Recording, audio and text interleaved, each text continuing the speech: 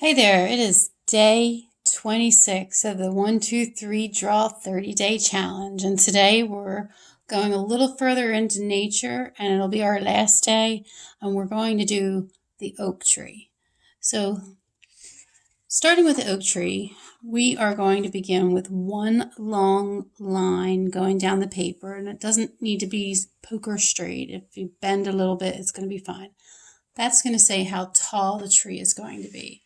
This part down here is going to be where it enters into the ground. So if you want to just, maybe give yourself a little scribble ground line, that'll work out. So we're going to treat this kind of like how we drew the leaf, except we need to think about that the tree is going to have a trunk. An oak tree's tree branches start up a little bit higher. So imagine that you maybe could stand under the tree without getting to the branches.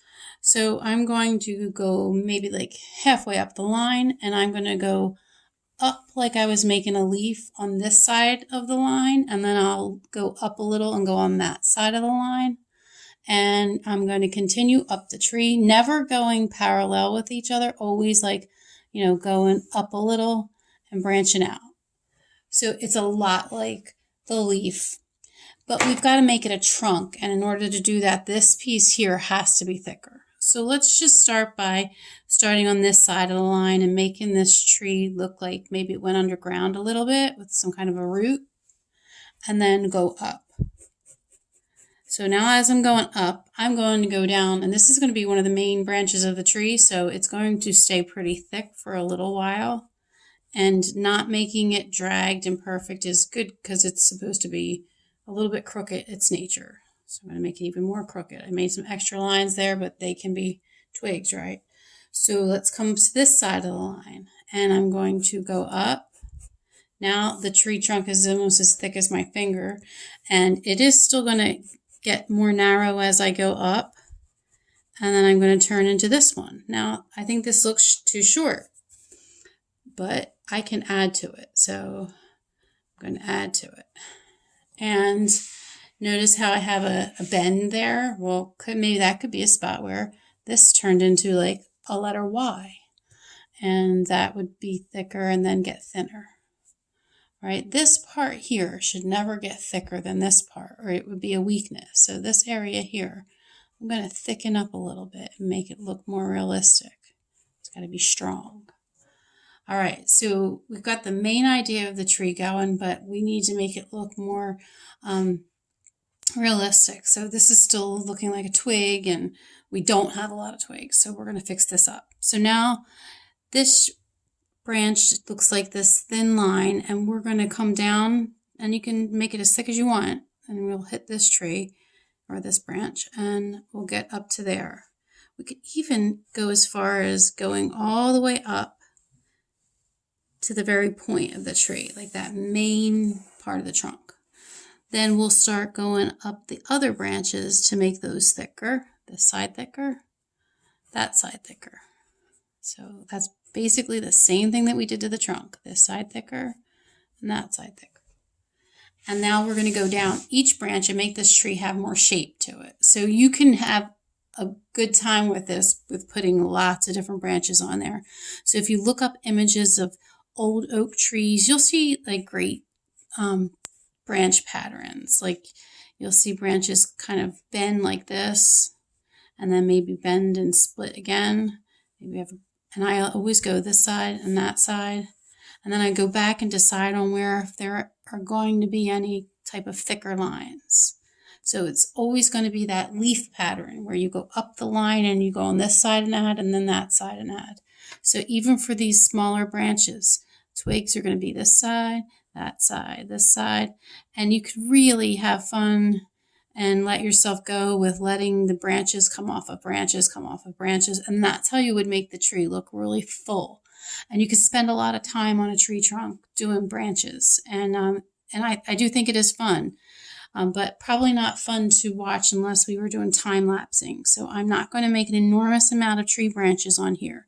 But you can see here where I could really go farther into the detail. But we're going to do this pretty quickly. So this side, that side. So wherever you make the tree grow out, you're going to go this side, that side on every branch that you feel like. And you can make them neat, or, if you're going to put 10,000 leaves on here, you can make them really sloppy too, and no one's going to know the difference. So, keep in mind that we are going to add 10,000 leaves to this tree. Which also brings me to the fact that you could add paint to the leaves of this tree, and even just some black India ink or just some black watercolor paint would look great. And if you have a fan brush, we could do it even faster. But any paintbrush that will do. All right, so I'm almost done going up and down each side of every branch and giving it twigs. And I always kind of look for the Y shapes. There are different types of species of trees out there that, don't follow this same pattern. So it's not like these are the rules for drawing trees. This is just how I go about teaching you how to draw an oak tree. I did have a tree that I saw when I was driving that kind of inspired this tree. I had taken a picture of it so that I could imitate its shape. All right, so now the leaves are done, but before we go in, or the branches are done, before we go into the leaves, let's make this look a little bit more like bark. I think that pencil is a good color for a tree. Like when I look at trees and photos of trees and real images of trees in life, they don't look brown to me. But for some reason, all of us want to grab that brown crayon. So instead of brown, I think pencil is a really great alternative because you can get dark spots and light spots. And I kind of feel like a real tree has this gray look to it. So when I paint trees, I typically go for gray to paint a tree, unless I'm doing maybe birch tree. But look how much I can get, like just a dark gray patch right there. It looks like the bark has some shadow to it. I also put a dark side to every tree so that it looks more cylinder-like. So if we were doing a candle, we would darken one half of it. But since this is outdoors, the sun would brighten one part of it. And then I'm going to just kind of mess up this tree because it's bark, right? I don't want it to look smooth. I want this to have like a good oak tree type of texture. Now, you can also include some imperfections. Like what if it had a knot in the side of it? Maybe that was a branch that broke off earlier and healed over. That could be a hole. Something could live inside there, right? All right, so I'm going to come down here a little bit more and give some more idea that there could have been some roots that went underground. And if I had more time, I could even have put clouds on the paper before I started. And then you could put this tree on top of clouds. Now it's time for the leaves. So if you're just going to do pencil, I suggest that you lay your pencil flat on its side and hold it like this. And you're going to just kind of get a tapping motion going. And I think this looks like wonderful leaves when you pile these on. And you can really spend a lot of time doing this. You can even change the direction of your paper. So you see how I've got one motion going?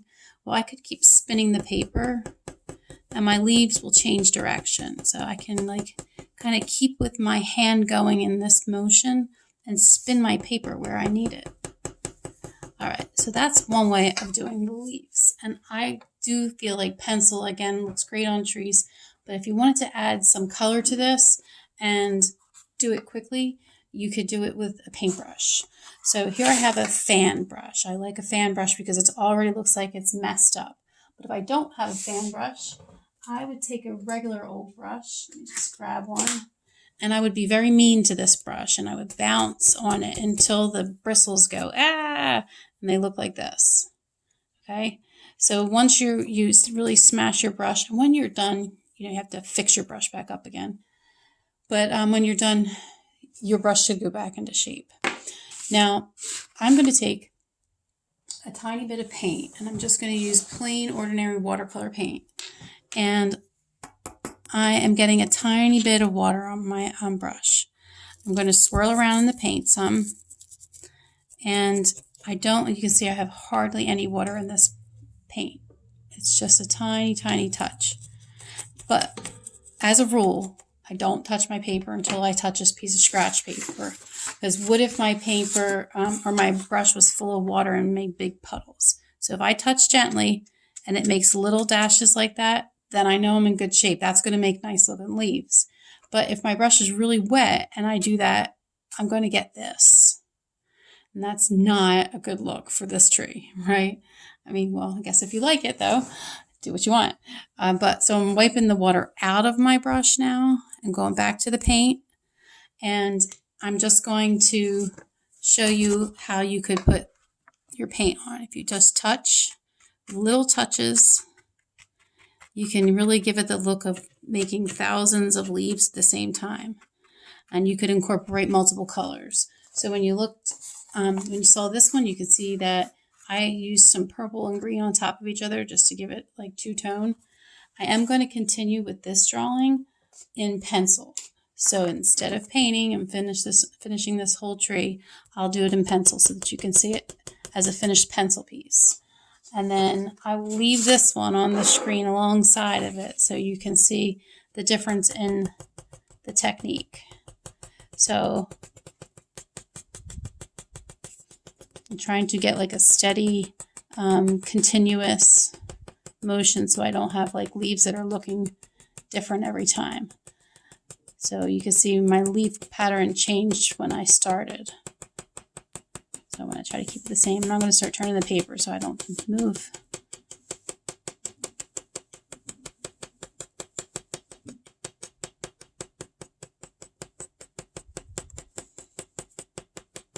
Okay, now I'm got like a darker one. So I'm going to go back with some of these dark specks. So it seems like maybe the pencil rolled a little bit in my finger, so I kind of like that. So now I'm moving to the leaves are going in another direction. If you made all leaves facing in the same direction, it looked like the wind was blowing. So that's not a bad thing. You know, you kind of let it happen the way you feel like making it look on the day that you're feeling it.